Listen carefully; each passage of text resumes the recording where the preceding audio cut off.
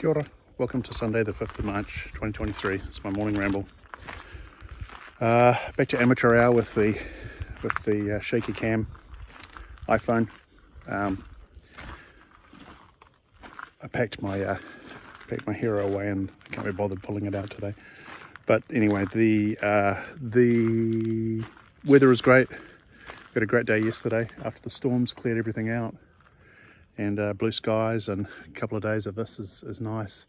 Dawn did a bunch of work on the coop yesterday. I'm not going to steal her thunder on that one. She'll be posting video up. She's doing an amazing job.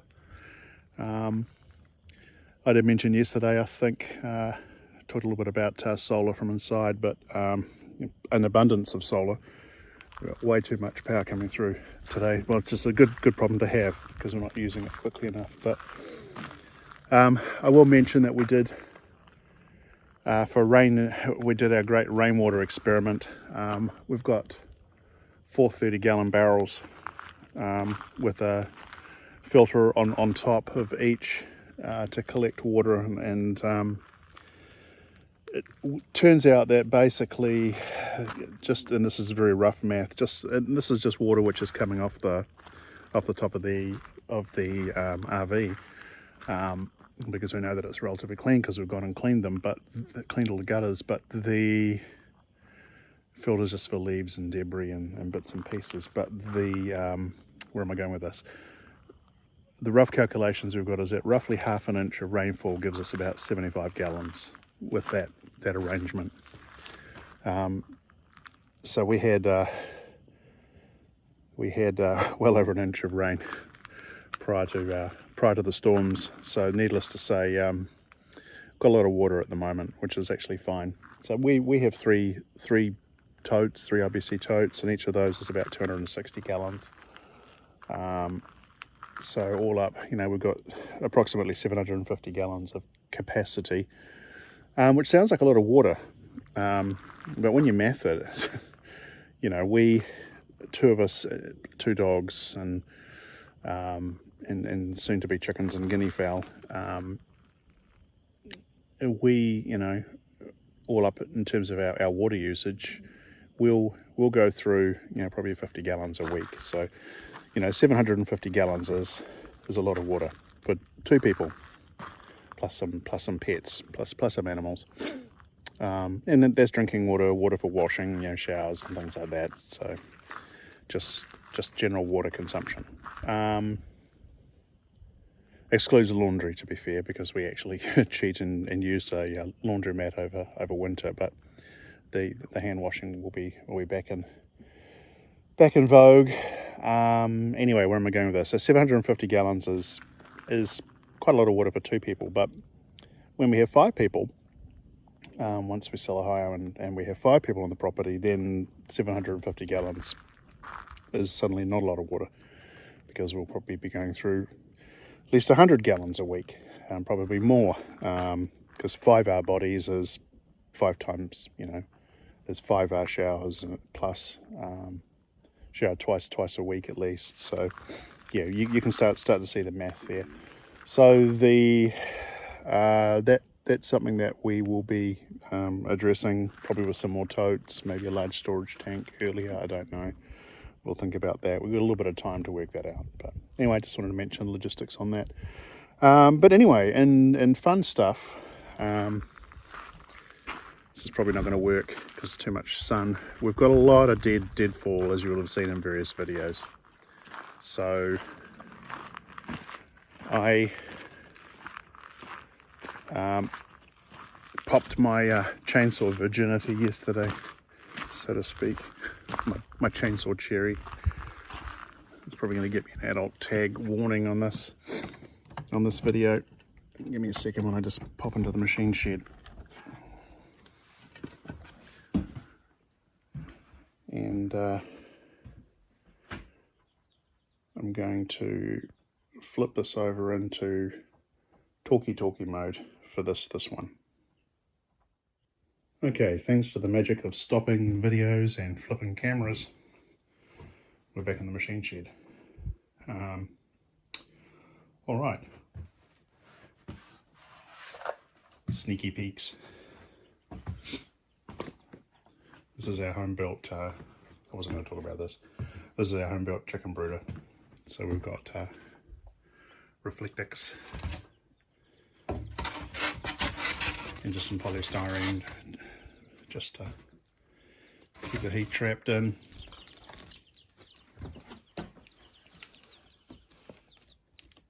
And there's baby peepers. Yeah, the temperature's a little colder here. It's at 77, it's holding at 77. So we have there's the 66 watt, not a heat lamp, it's just a heating pad. It has adjustable legs, you can raise it as the chicks get bigger so they can fit under it. We just keep it low on one corner and higher on the other so they can adjust themselves as they see fit. Anyway, I'm not going to disturb them too much. So the Reflectix just keeps the heat in. It was a little colder overnight, so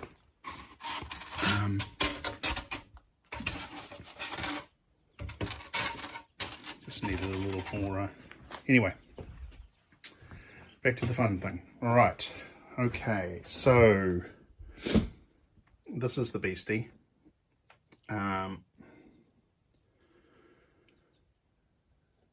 Now, before you say anything about how wonderful Milwaukee is and all the rest of it, we have Milwaukee tools as well. A little bit of history. This orange box here is a brand spanking new Husqvarna 20-inch blade, 455 Rancher. I have all the trimmings for that. I say brand new because I bought it knowing that we would need a chainsaw on the property, but I've never used one. Did my homework and research on it.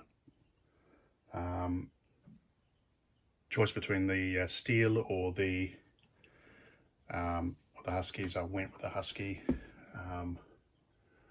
So anyway, that's gas operated, so it has extra complexities and things that go with it.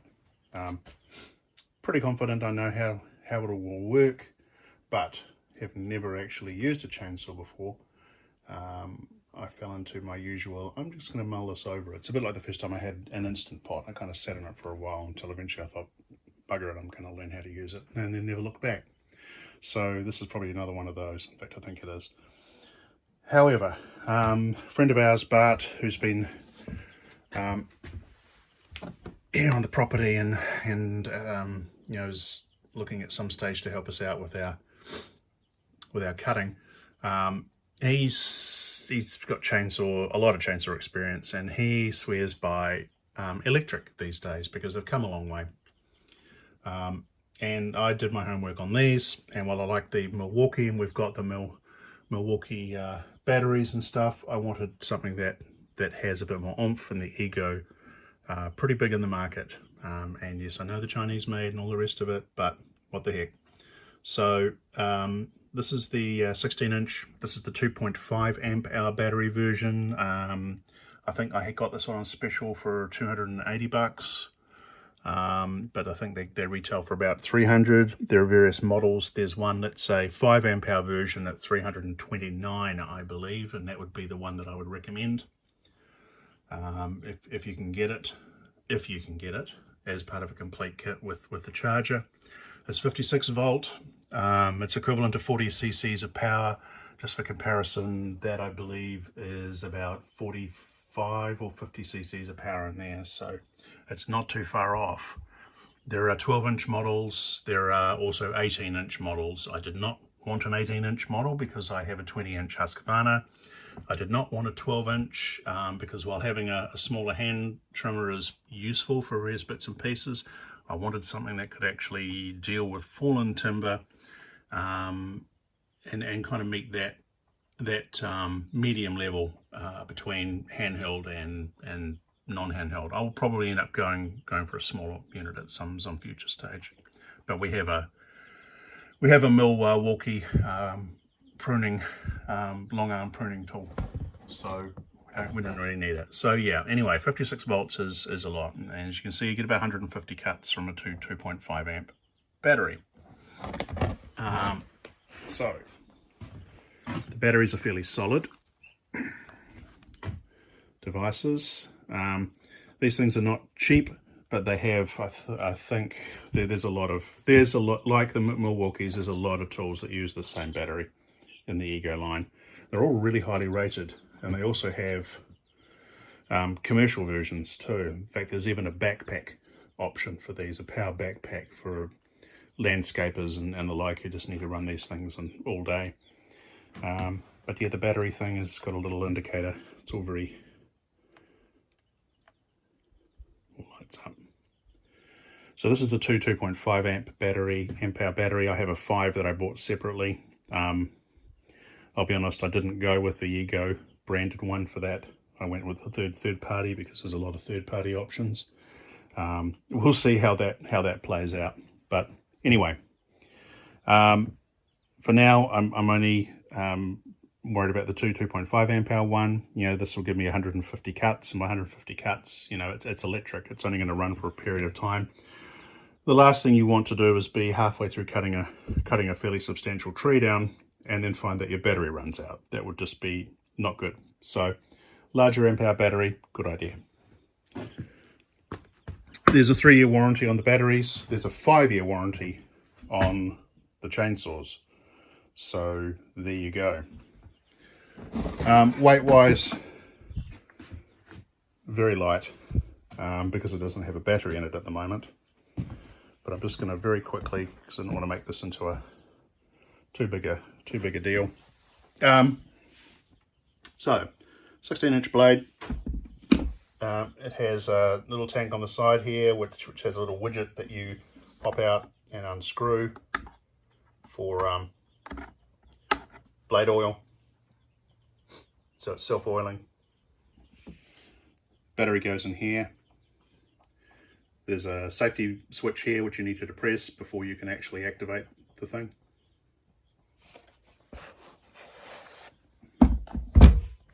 Brake bar for safety purposes. It's now on effectively and off.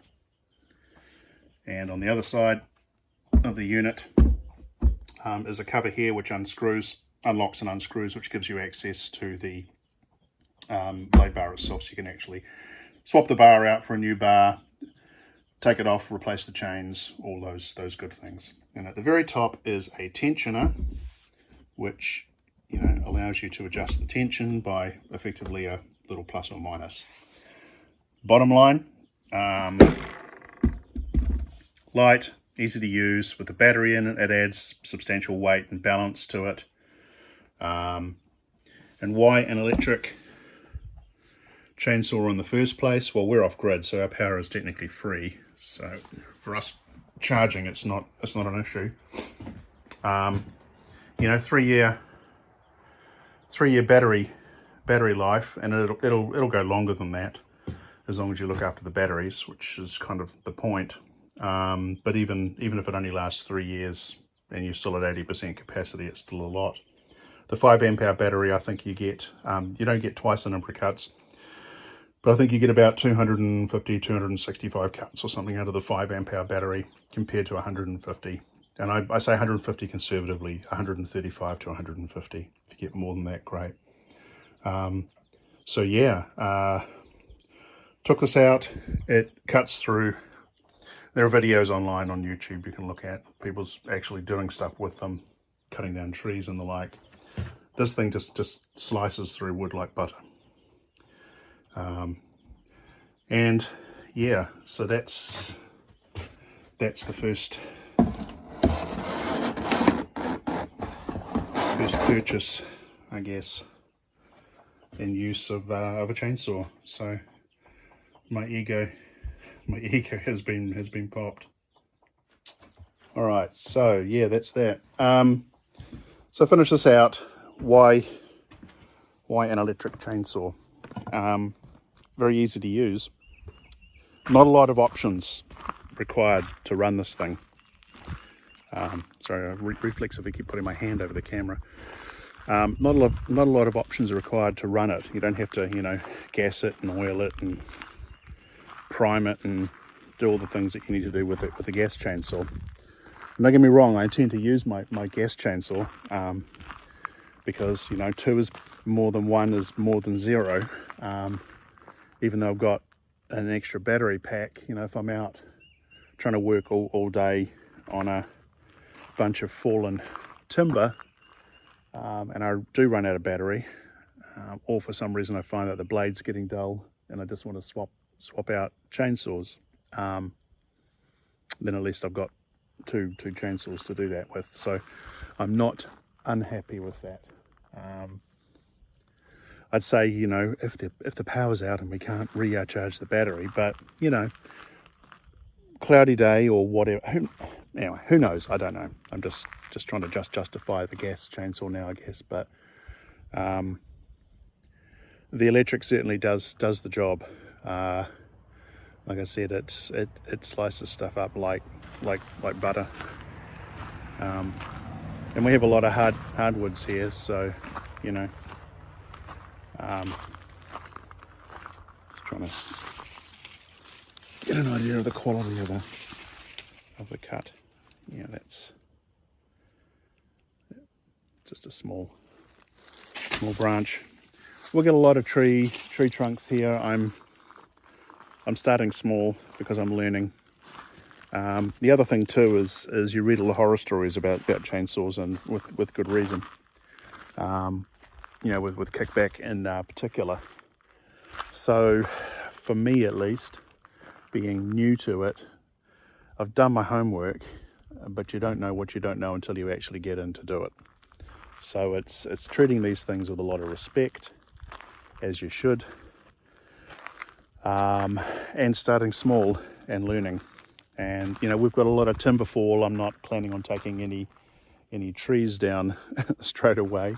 And if I do take trees down, they're not going to be large trees, they're going to be small ones. And we'll be very, very careful when it comes to that.